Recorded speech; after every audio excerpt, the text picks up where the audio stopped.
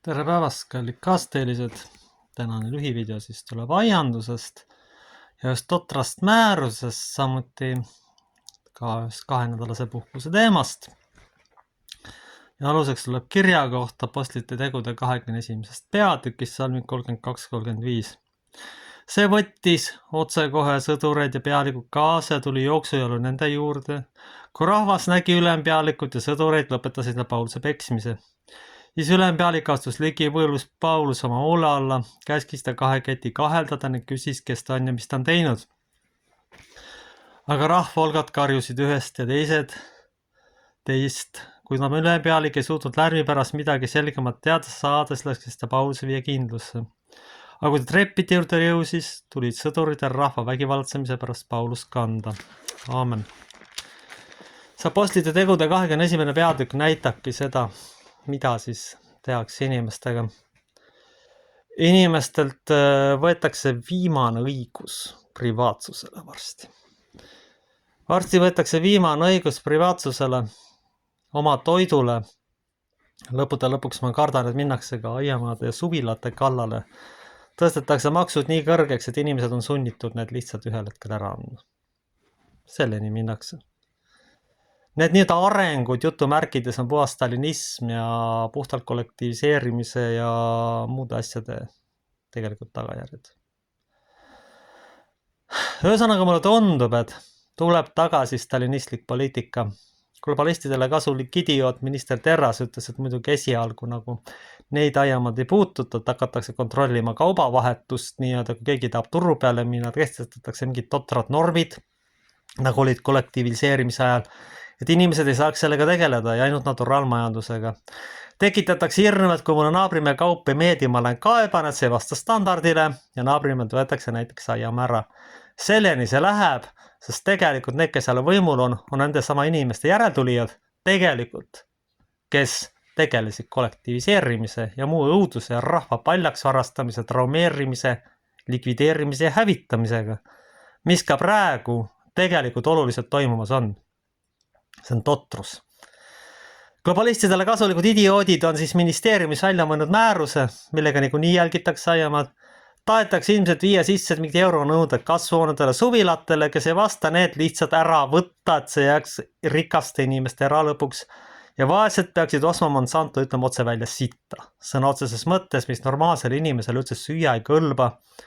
Toidule pannakse juurde muudkui allergilisi lisandeid, et sellega veel kahjustada nõrgemaid inimesi ja sellega nende tervist rikkuda, eluiga lühendada ja kaudselt ka rahvastiku kindlasti vähendada. Lisaks antakse välja totraid määrusid sellega omakorda inimeste usaldus riigi vastu lõplikult hävitada ja likvideerida. See ongi see tase, milleni me tegelikult jõudnud oleme. See on lihtsalt üks sõjavorme rahva vastu. Lisaks võttes on aiama ja suvilaga tegelemine teraapiline tegevus, sellega siis tõsta ühiskonna stressitaset, panna otsene sõltuvus säästutoit sellest, kui te globalistidele kulpi ei löö, siis te süüa ei saa. Halvimal juhul võib see minna sellise kontrolli ühiskonnani nagu Hiinas. Kui te kulpi ei löö, siis te satute tänavale. Tegelikult kaudses mõttes me olemegi liikumas selle poole. Ma arvan, et see aiandusseadus võidakse samuti siduda pikas perspektiivis hoopis sellega, et kui te lojaalne ei ole, võtame teilt lihtsalt suvila aiama ära. Ja õigus on seda pidades ainult nendel, kes kulpi löövad ja kõikide lollustega kaasa lähevad, kaasa arvatud mingid vaktsiinid, kaasa arvatud mingid absurdsed korraldused, korrektne maksude maksimine, kuulekas orri olemine, mitte sinise lehe võitmine. See on globalistidel on kasulik tegelikult see inimene, kes teeb üle tunde, kellel pole isiklikku elu, kes aitab kaasa sellega siis rahvastiku väljasuremisprotsessile ja kes on truu ori ja kes küsimusi ei ole suuteline esitama. Selline on. Üks totramaid asju, mida ma vahepeal kuulnud olen 2 nädala teooriad, rohkem puhata ei ole vaja. Et umbes rohkema puhkamisega ei ole mingit efektiivsus. See puhtalt orjapidajatele, nendele kapitalistidele, kes on orjapidajad, väga kasulik. Me ei anna inimesele üle 2 nädala puhkust, et ta jagaks analüüsima oma tegelikku olukorda ja aru saama sellest, et tema käest nõutakse rohkem kui antud sissetulek, mida talle makstakse. See on tegelikult see aeg, millal inimene hakkab mõtlema, aru saama positsioonist, ma võin tegelikult seda omal isiklikust elust ja isikliku kogemusest täiesti kinnitada, et see tegelikult nii on. Ja teine asi selleks, et taastada normaalne töötaliteet, kallid tööandjad, tegelikult on vaja ikkagi anda 6-ajane puhkus. Siis te saate endale töötaja, kes istub poolega sinisel lehel, kes teeb tööd täie efektiivsusega ja tegelikult pikas perspektiivis te saate hoopis sellest kasumit. Te saate kasumit sellest ja enda efektiivsus hoopis oluliselt tõuseb ja firmadel hakkab hästi minema. Palju paremini kui praegu, sest väsinud töötaja on firmale vaenulik töötaja, ohtlik töötaja ja kindlasti ebaefektiivne töötaja. Selles pole mingit kahtlust. See on selge ja täiesti elementaarne. Nüüd siis aianduse juurde veel kord tagasi tulles. Põhiline küsimus on siis sõltuvuses Monsanto toidust, geneetiliselt muundatud prahist, mis mitte kuskil ei kõlba, mille on isegi toidu nime väga raske anda, see ei ole toit, see on mingi õudus, mingi jura, lihtsalt andke andeks. Pikas perspektiivis ongi eesmärk muuta see privileegiks, et aiama niimoodi välja teenida, ehk tegelikult käsuseaduslikus ühiskonnas on kõik muudetud ja absurdiks. Kui me vaatame ühiskonna struktuuri, ei ole raske näha käsuseadust, kõik on väljateenimise peal, kõik asjad. Maksudega on niimoodi kavalalt ehitatud, et normaalset elud ilma hariduseta ei saa. Ja väga hästi teatakse, et enamik inimesi ühel või teisel põhjusel tegelikult ei ole võimelised siiski omandama. Või kui omandavad, siis seda sellise hinnaga, et neil on närvid läbi, pered lagunevad või kui ei lagune, siis on tervist läbi ja toimub enneaegne surm. See on tõde. See on tõde. Inimesed on hirmutamisega viidud lihtsalt juba nii kaugel. Noored ei julge ka sellepärast lapsi saada, sest on sisendatud, et kui sul teatud standardid ei ole, siis sul ei ole õigust. Ma võin teile omast käest kinnitada, et see läheb lõpuks täielikuks absurdiks.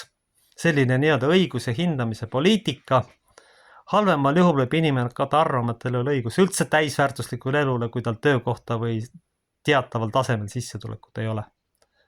Selliseid inimesi, kes seda arvavad, hakkab ühiskond paratamatult praeguse hindamissüsteemi ja kapitalistliku korraga tootma. Neid tuleb järjest rohkem juurde, kes kardavad, et kui mul ei ole haridust, kui mul ei ole seda, teist või kolmandat, mul pole õigust isegi lähisuheteks või vähemasti normaalseteks lähisuheteks. Te ütlete, et seda ei juhtu. Kindlasti hakkab juhtuma. Esiteks, kui juba aiapidamine ära hirmutatakse, kui inimesed, kui pannakse pähe, et sul peab olema maja auto umbes, kui enne lapsi ei ole, kui mingi võõras sõda, mida kellelgi meile asja tegelikult ei ole, et umbes, et see tuleb siia, kui me neid asju sinna ei maksa, et keegi jälle tasku panna saaks. See on labane äriskeem. Ühesõnaga, see aiaseadus tegelikult on selleks, et inimesi muuta sõltuvaks toidust ja selleks, et seda jama süüa, te peate kulpi lööna globalistidele, kasulikutele idiootidele. Võtan selle otse välja. Pannakse positsioonidele inimesed, et kõikidele muutuks see vastumeelseks. Muutuks ametlik süsteem vastumeelseks, aga ilma ametliku süsteemita normaalset elu ei saa. Et inimene on sageli lõksus. Nüüd on küsimus selles, et millised on sellele inimesele privaatsed väärtushinnangud. On selge, et ilma leivata ei saa. Lõpptulemusena võib see viia kindlasti veel vaesuse kasvuni, sellepärast, et lõpuks on niimoodi, et see, kes tahab täisväärtuslikku toitu süüa, on sunnitud üle minema juba osaliselt naturaalmajandusele. Hakatakse uuesti vahetama. Ühiskonna tase kukub, stabiilsus sisuliselt kaob ja nõrgema närvisüsteemiga inimesed ei julgegi järeltulijaid saada. Ja toidu kvaliteet langeb või kvaliteetne toit muutub nii kalliks, et ütleme, lapse täisväärtuslik kasvatamine muutub suureks tohutuks ettevõtmiseks, sest ütleme otse välja, üks asi on armastus ja teine lapse vastuvõtmine, ilma milleta loomulikult ei saa ja ei olegi võimalik normaalset inimest kasvatada. Ja ka teine asi on hoopis see, kui see inimene ei saa täisväärtuslikku toitu, nii et selle inimesel jäävad ikkagi puudujäägi. Nii et aiapidamisseaduse vastuvõtmine on tegelikult, et inimesed sööksid mürke ja jama sisse, et nende aju ei oleks mõtlemisvõimeline ja arusaamisvõimeline, mis ühiskonnas toimub. Aamen.